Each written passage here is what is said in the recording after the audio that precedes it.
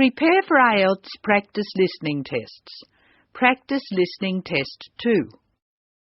Turn to Section 1 of Practice Listening Test 2. Section 1. This conversation is between two people, Tom and Mary, who are choosing radios, televisions and telephones in an electronics shop. Listen to the conversation and decide which of the items in the picture, A, B, C or D, they're going to buy.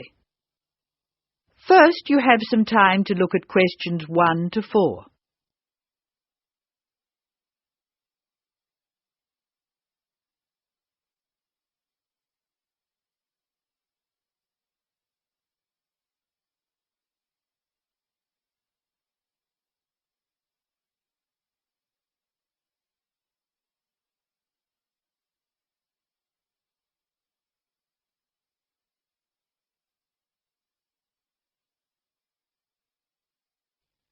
You will see that there is an example which has been done for you. The conversation relating to this will be played first. Well, here we are. There's certainly plenty to choose from. I'm finding it hard to know where to start. Would you like to look at the answering machines? Let's start there.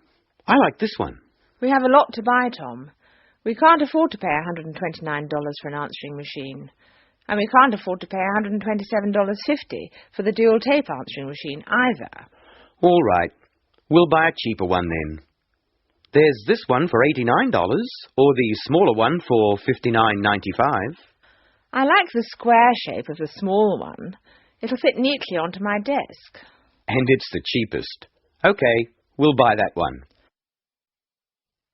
Tom and Mary choose the small square answering machine costing $59.95,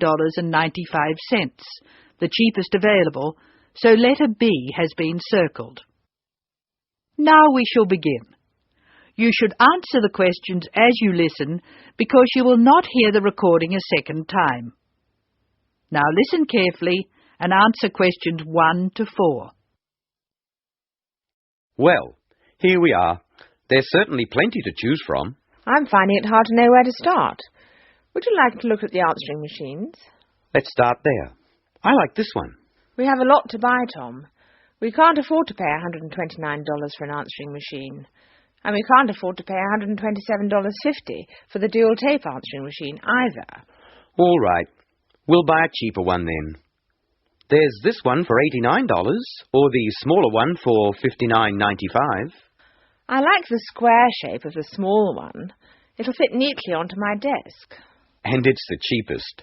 Okay, we'll buy that one. Good. Now we need to buy a telephone for the office. I'd like to get a portable phone. You know, one of those cordless ones. Are you sure? I think it's a good idea. We don't need another telephone answering machine, so we can look for a small one. I really like the one with the hinge in the middle. A folding telephone. Yes, that's a good idea. So we'll take that one. Are you ready to look at the other things we need? Yes. Let me look at the list.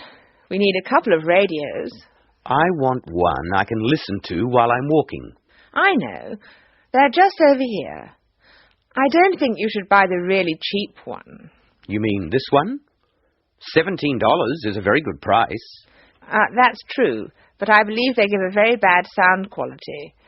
And what if you want to use a cassette? It doesn't have any space for a cassette. You're right. Well, I really hate the ones where you have to put the small earphones into your ear.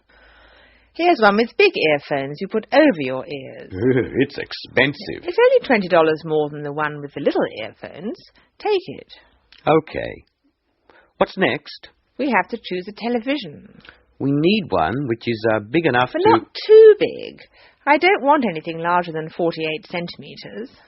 I really think 34 centimetres is too small for our room.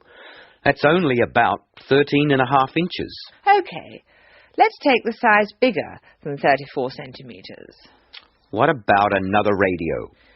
How would you feel about a clock radio instead of just a radio? I don't want a clock radio. I'm very fond of my alarm clock. But I like this radio with the curved carry handle. So do I. It's a good price, too. So, now we've chosen an answering machine, a cordless telephone, a radio for you to use when you go for a walk, another radio, and a television. Anything else? No. Let's go and have a cup of coffee. Tom and Mary go for their cup of coffee.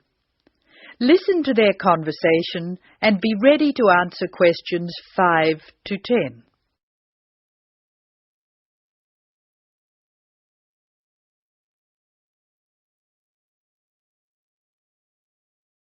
Now listen to the conversation between Tom and Mary and answer questions 5 to 10. Write no more than 3 words for each answer. Shopping's hard work. I'm glad it's over. Do you want to go home now? Yes, I think I'll take the things we bought home. OK. I'll go to the office. I've got lots to do. I'll come back later, straight from the office. OK. I'd better hurry. My brother's waiting at the house to help carry the television in. Good. I hope he'll still be there when I get home. I haven't seen your brother for ages. No, wait. I forgot to tell you. I'll be late home tonight. I've got a meeting at 5 o'clock. When do you think it will end? I'm not sure. Still, I should be home by 8. If I think I'll be later than 8 o'clock, I'll call you. OK. It's nice now that your office is in City Square. You don't have to travel very far at all. I certainly appreciate it. Taxi drivers always know where City Square is, too. By the way, are you going to watch People Are Funny on TV tonight? What did you say? What TV show? Oh, People Are Funny. Of course I am. I'll tell you what happened when you get home. I need something to laugh at.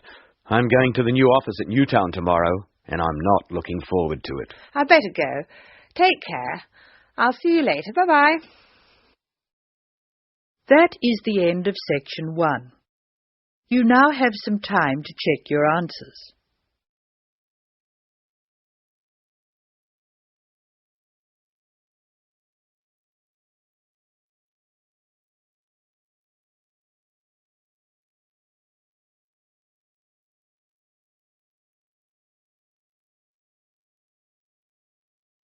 Now turn to section 2.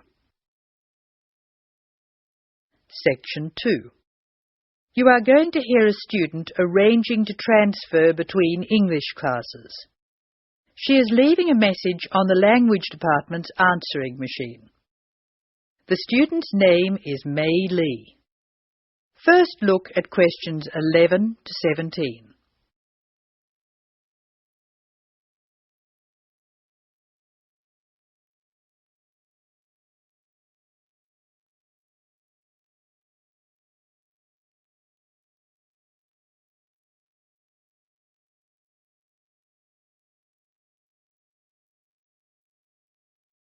As you listen to the first part of the talk, answer questions 11 to 17. Hello, this is May Lee speaking. This message is for Mrs. Brooks in Student Affairs. Mrs. Brooks, I telephoned you last week and you told me to call back and put the details of my request to transfer on the answering machine. I hope you can hear me easily. I have the form here and I'll give you the information working from the top to the bottom. As you know, my family name is Lee, spelled L-E-E, and my first name is May. My student number is 002312. That's 002312. I'm in Mr. Anderson's class. You know, he's the one who helps out with the football team. The next part of the form asks for my address. I'll give it slowly. I live at Flat 5, 10 University Avenue. You probably know the building. It's just near the engineering school. The telephone number is 818-6074. And I share it with a lot of other people, so it's often engaged. I'll give it to you again.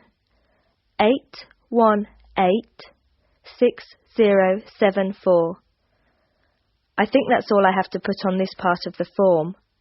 I know you were curious about my reason for requesting a transfer, so I'll explain that next. Now look at questions 18 to 22.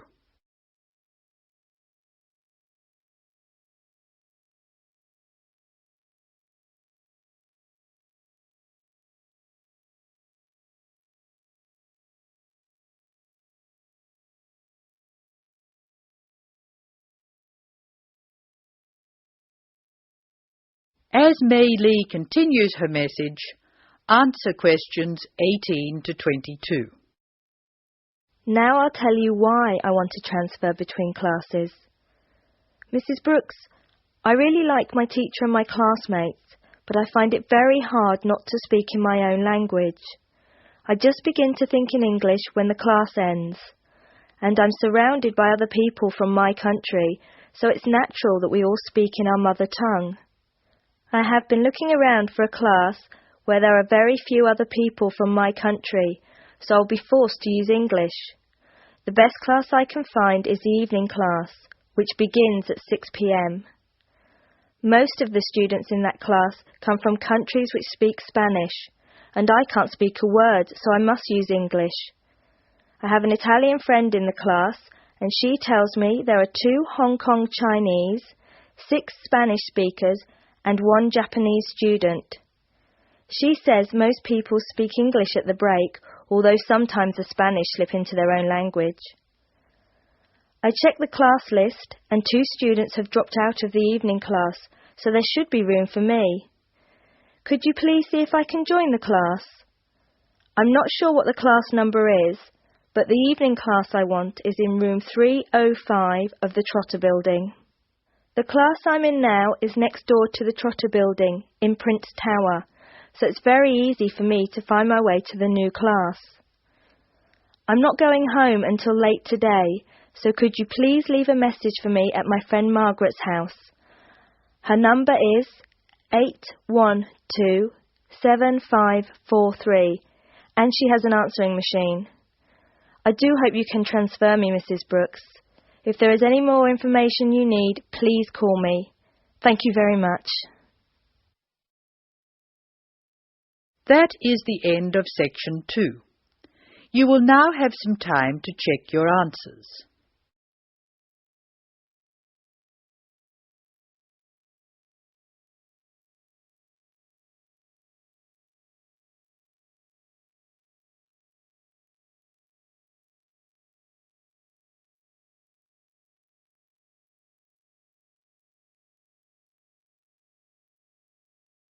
Now turn to section 3.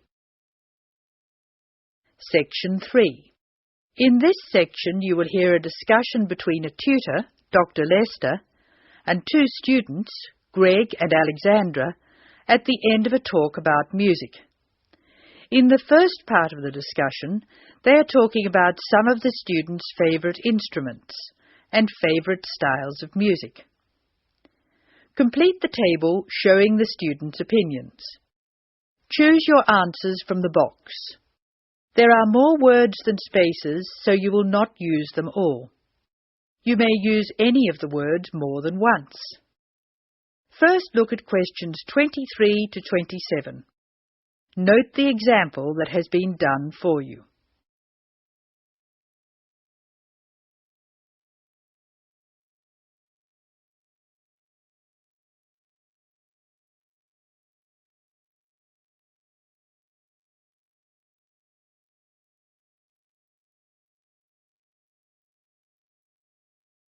Now listen to the first part and answer questions 23 to 27. I think it's time we looked at the results of our survey. What did you find out, Alexandra? We're a group with very diverse tastes, Dr. Lester. I'm not surprised. What were the favourite instruments? Well, Greg loves drums. He told me he played drums when he was at primary school, and now he plays drums with his friends at weekends. They have a band. Good. What do you like to play, Alexandra? My favourite is the guitar. However, I haven't played for years, so I keep hoping to start again. Will I go on with the others? Yes, please. Katya is like Greg. She loves to listen to drums. She says she's not a player, just a listener. Rachel, as you know, is a violinist, so of course it's natural that she should favor the violin. So we have two people who love the sound of the drum and two who like strings. The violin for Rachel and the guitar for Alex. What does Harry like? Harry says the best instrument of them all is the piano. He claims it's more versatile than any other instrument. Emiko plays the piano, but her favorite instrument is the flute. The flute? Yes, Emiko plays the flute too, of course. Thank you, Alexandra. Greg, will you tell us the students' favourite style of music? We're really very conservative. My favourite is classical music, and that's Alexandra's choice too. Katja claims to like rock. So that's a vote from Greg, Alexandra and Katja. Doesn't Rachel prefer classical music? Rachel made a choice which surprised me. She plays the violin, so I expected classical or opera. But Rachel says that she prefers country music. How interesting. What's Harry's choice? Harry likes to listen to opera and loves to go to see a performance. He says opera has everything, colour and spectacle and theatre and great music. And Emiko? Emiko says jazz is her favourite music. She goes to listen to jazz every Friday evening. She also likes opera, heavy metal, classical, but jazz is the best. Thank you, Greg. I wanted to see what you all liked so I could understand your musical tastes more. And I want to move from this to a discussion of the physiological effects of music. In the second part of the discussion, Dr. Lester will talk about the way music affects our bodies. Look at questions 28 to 31 first.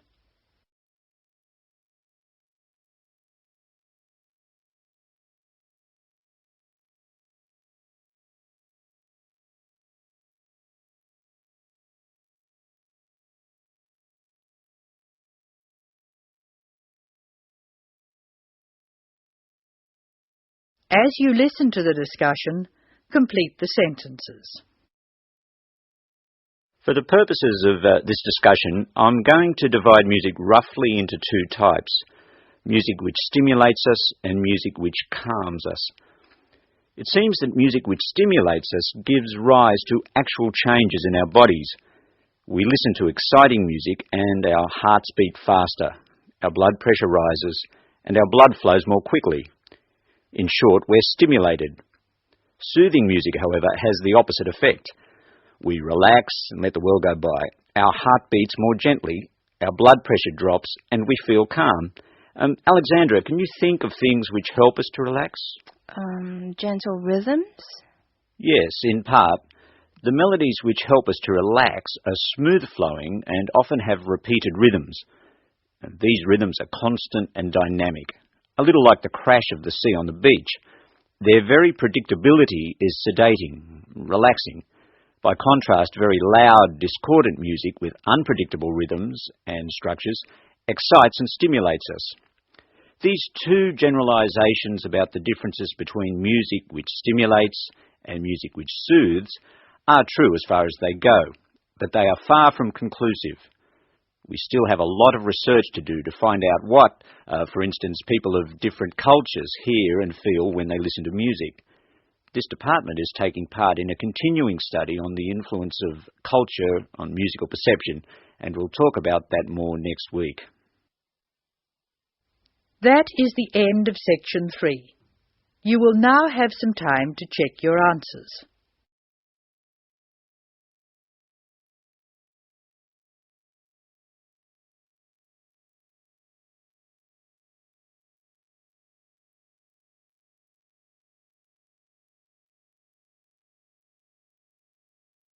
Now turn to section 4. Section 4. You will hear an extract from a talk about preventative medicine, specifically how students can look after their own health. Listen to what the speaker says and answer questions 32 to 40. First, you have some time to look at the questions.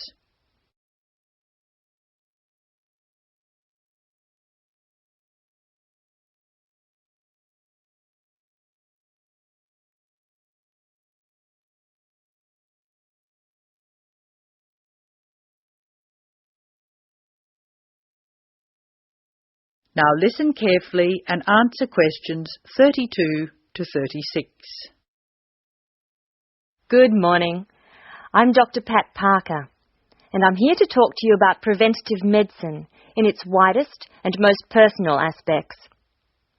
In other words, I'm here to tell you how the patient should wrest control of their health away from the practitioners of medicine and take charge of their own medical destiny.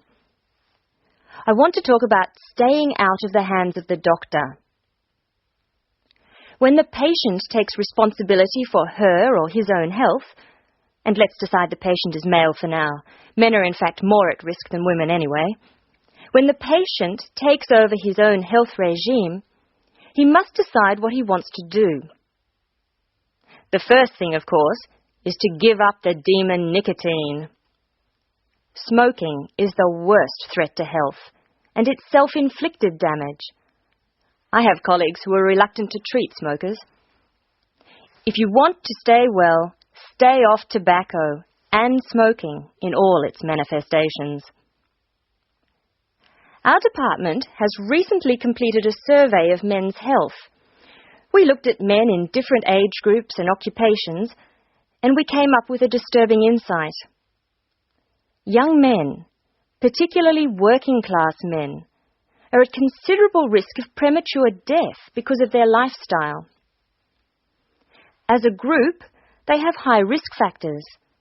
They drink too much alcohol, they smoke more heavily than any other group, their diet is frequently heavy in saturated fats, and they don't get enough exercise. We then did a smaller survey in which we looked at environmental factors which affect health. I had privately expected to find air or water pollution to be the biggest hazards, and they must not be ignored. However, the effects of the sun emerged as a threat which people simply do not take sufficiently seriously. Please remember that too much sunlight can cause permanent damage. Given this information, and the self-destructive things which people, particularly young men, are doing to themselves, one could be excused for feeling very depressed. However, I believe that a well-funded education campaign will help us improve public health standards and will be particularly valuable for young men. I'm an optimist. I see things improving, but only if we work very hard. In the second part of the talk, I want to consider different things that you as students can do to improve your fitness. Now answer questions 37 to 40. So now I'd like to issue a qualification to everything I say. People will still get sick, and they will still need doctors. This advice is just to reduce the incidence of sickness. It would be great if disease were preventable, but it's not. However, we have power. In the late 80s, the Surgeon General of the United States said that 53% of our illnesses could be avoided by healthy lifestyle choices. I now want to discuss these choices with you. You should try to make keeping fit fun. It's very hard to go out and do exercises by yourself.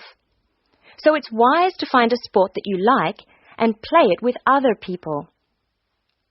If you swim, you can consider scuba diving or snorkeling. If you jog, try to find a friend to go with.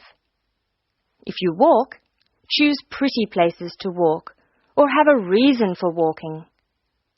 Your exercise regime should be a pleasure, not a penance.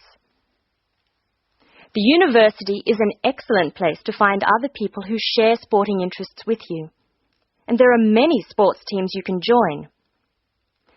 This, unfortunately, raises the issue of sports injuries, and different sports have characteristic injuries. As well as accidental injuries, we find repetitive strain injuries occurring in sports where the same motion is frequently performed, like rowing and squash. The parallel in working life is repetitive strain injury which may be suffered by typists or other people who perform the same action hour after hour, day after day. In this context, therefore, the most important thing to remember before any sport is to warm up adequately. Do stretching exercises and aim at all times to increase your flexibility. Be gentle with yourself and allow time to prepare for the game you have chosen to play. Don't be fooled by the term warm-up, by the way. It's every bit as important to do your warm-up exercises on a hot day as on a cool one. I think one of the most sensible and exciting developments in the reduction of injury is the recognition that all sports can borrow from each other. Many sports programs are now encouraging players to use cross-training techniques. That is, to borrow training techniques from other sports. Boxers have been using cross-training for years, building up stamina by doing road work and weight training while honing their skills and reflexes. Other sports, which require a high level of eye-hand coordination, are following this trend. So, you see table tennis players running and jogging to improve their performance, and footballers doing flexibility exercises, which can help them control the ball better. All of these results are good, but the general sense of well-being is best, and is accessible to us all, from trained athletes to people who will never run 100 metres in less than 15 seconds. Good health is not only for those who will achieve athletic greatness. That is the end of section 4. Now you have some time to check your answers.